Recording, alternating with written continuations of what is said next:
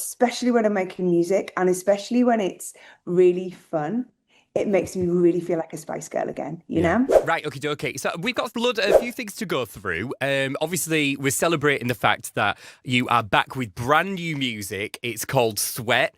It's my beat of the week. Playing it all this week on Gaydio Breakfast. So thank you. Thank you. Oh my goodness. I have been itching to get this song out. I was lucky enough to perform it a few weeks ago. I was at Mighty Hoopla in Malta, Mhm. and it was just so amazing to perform it live and to get that reaction. So since then, I've been gagging even more to just get it out there. I mean, to be performing it for, a place where, it's an openly queer and safe space, you were, one of the key performers there. And to play that, what was the reaction like, in a sea full of queers? Well, the thing is, for any artist, when you've got new music that nobody's heard, it's so daunting. And you kind of you don't want to play it. You want to play your hits because you want crowd pleasers, you know? Mm, But I had a very good feeling that it was going to go down well in that room. And I know for me, it's the most loving environment. And it was just joyful. It was amazing. And it just gave me so much confidence for yeah. this week. I mean, obviously it's called Sweat. I love the music video. This is perfect for, the gym. Is this what you want? And you just wanting people to let loose? Tell us about the inspiration for this. Okay, so the whole album, I've been working for just over 2 years, and I've been writing, recording, and like always with all of my records, I really I go through all of the emotions that I've been feeling, all of the situations that I've been going through. And I just got to this point with the record when I thought, oh, flipping heck, cheer up, love. And I thought, you know what? When I'm on stage, I'm like, I love having fun. I love being a bit cheeky. And I think when I'm in a studio environment, sometimes I'm a little bit too introspective and I lose that part of me that I have when I'm performing live. And I just thought it was time to bring it into the room. Mm, And obviously, you all know me. Fitness is a huge part of my life. And I love, like all the Spice Girls, we love playing up to our nicknames. I'm really embracing Sporty Spice. And that was just another part, getting that in there as well. And because I've been DJing for quite a long time, like 8 years, yeah. I realized like there's so much like lyrically in the club world and in the fitness world, there's so many things that are similar. Mm. We can talk about sweating and, and the dance floor and moving. And it felt like a really natural thing to Yeah. kind of bring together. So I imagine then, like, this is not only just, you've got the sort of like exercise vibe, you've got the samples of Diana Ross in there, inspired by like all the old school workout videos. Do you know what it sort of popped into my head as well? The old Jane Fonda workouts. Yes, absolutely. So these are all the reference points, right? So of course, Diana was the number one, and to be able to use the sample from Work That Body is a dream. I'm so grateful to her for saying yes, and her video for that is incredible. Yeah. Newton-John, let's get physical, right? And in the video as well, Flashdance is another inspo. Yeah, yeah. So, I mean, there are iconic fitness moments like throughout my life, Mm, from my childhood all the way through to today. And I really wanted, and it's about celebration as mm, well. I think we, gosh, don't we find ourselves in the most horrific times in mm, some way? I was talking to somebody yesterday about how, as an ally to the community, I've played prides for years, and I've watched prides grow, and I've watched them change, and it's been so glorious to see the progression. And then there's just some really peculiar things going on in the world that break my heart. And, this is a time more than ever where we need to unify and be strong.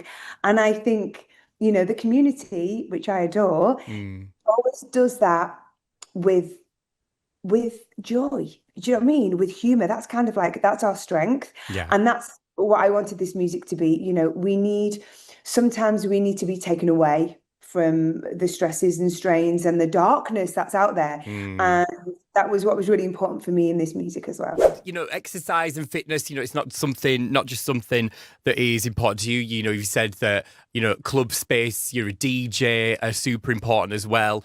If you could pair this with like some old school dance bangers, like a sort of a sweat sandwich, what would you be Oh, selecting? Come on, DJ Mel C. oh.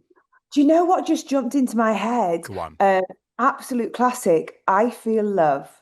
Oh, I'd right, love the to Donna see Summer, yeah? sandwich with I Feel Love. Donna Summer, of course, another queen of the dance floor, right? As Mm. Dan is. And I did something, now this is taking it to a whole new world. I was in Singapore a couple of weeks ago at the Grand Prix, and I did a mashup of Bizarre Inc. Yeah. playing with knives and Sweat. Now, Bizarre Inc. are a rave act that I loved, like way back early 90s. Mm. So yeah, so I think I'm covering, and we're doing the 70s, we're going a bit disco, we're bringing Sweat in 2025, and then we're taking it back to a bit of hardcore rave. Oh, that is a sweat sandwich I can get on board. The juices are overflowing. Well, let me tell you. I feel like, you've been on such a journey, not only with, how you started in music, we'll get onto that in a little bit, but, you've been doing your solo music for a good long while now. I think for some reason, I think 'cause I knew I was chatting to you today, I woke up this morning with High Heels in my head. It's one of my favourites that you did from 6 years ago. You did that with the Sink the Pink crew. You've always had this tie to our community. You've never forgotten it. We've always loved to support you at Gaydio as well, and I can hear that you appreciate it as well. Obviously, next year, you've spoken all right. You've had 10 million questions thrown at you this last week, haven't you? About the big one next year, the big Yeah, thing. the big 3-0. Is this sort of like a nice little the big 3? Is this sort of like a ramp up to that, or is it completely separate? Did you see what I'm Oh, trying to sort of? yeah, totally. For me, like you say, it's been such a journey, and I know a lot of your listeners have been on that journey with me. And after I'd worked so closely with the Spice Girls, like through the mid to late 90s, into the early noughties, and then I was like going into my solo career, and I needed separation. Mm, I needed my solo career to be something very different to what I'd done with the Spice Girls. As I've got older, they're coming back together. I think 2012 doing the Olympics, 2019 doing the stadium tours, it just made me fully embrace and appreciate sporty. mm.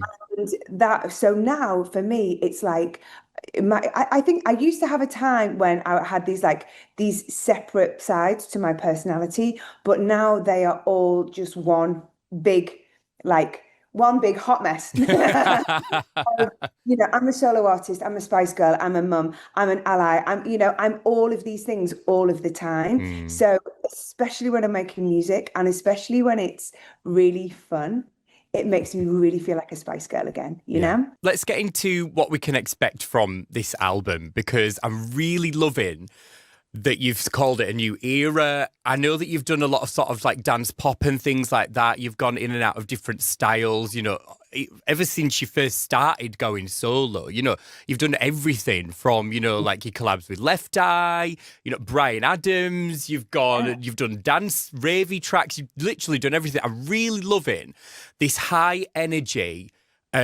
beat, and it's sort of a little bit darker as well. Is that what we can expect from the rest of the album, or is there going to be a few different styles woven in? You know what? It's predominantly pop dance. Yeah. And Sweat is a great introduction. For me, Sweat's like the wannabe of this record. Like when wannabe was what launched the Spice Girls onto the world, Sweat is what launches this new era of my music onto the Mm. world. We get into it. There's some darker moments. There's this one particular song that I'm thinking of. Oh, I love it so much. There's not much down tempo. There's a lot of high energy, but there's one down tempo moment which just gives me the feels of Never Be the Same Again. It was like a Mm. song I did in LA. And you're like, sometimes when you're working in LA, you can't get away from that LA sound. So that was like really beautiful to get Yeah. that on the album. But yeah, there's loads of high energy, there's loads of fun, there's loads of like really great references through 70s, 80s, 90s, noughties. It's been really nice to kind of look back Yeah, yeah, and yeah. and then bring it to 25 as a whole new thing. Oh, it sounds like it's like a real like culmination of everything that you've done so far, and it's like resulted in this, and I'm just really, really excited for it. I tell you something, I think that when I chat to my friends or other people in our community, I know you'll probably know this, like I feel like we in our queer communities mix more with different ages because partly because there's fewer of us, but also, historically, the older ones have taught the younger ones, and there's been a lot more of sort of intergenerational mixing. When I talk to the younger queer kids now, they absolutely adore you and the Spice Girls and all that sort of thing. So you've reached, sometimes when you have bands from certain generations, like they'll stay with that audience. Mhm. Do you still find that you get younger people like messaging you, saying things like, that you've helped them and things like that? Or do you feel like what's the sort of connection like to like younger fans that you have is what I'm trying to get at? It's amazing. That's the thing that strikes me the most. I think the Spice Girls, it does resonate like through generations. Mm. And we know that, it might be you heard your mum playing it or an older sibling. And it blows my mind when I get young people like approaching me and saying how my music, the Spice Girls music has helped them. And I'm kind of like, you're not old enough. You're not old enough. You weren't there, mate. I can tell, like, I've got a good doctor. He ain't that good. But it is wonderful. And people discover the Spice Girls all the time. Yeah. And I think that's what's so beautiful, right?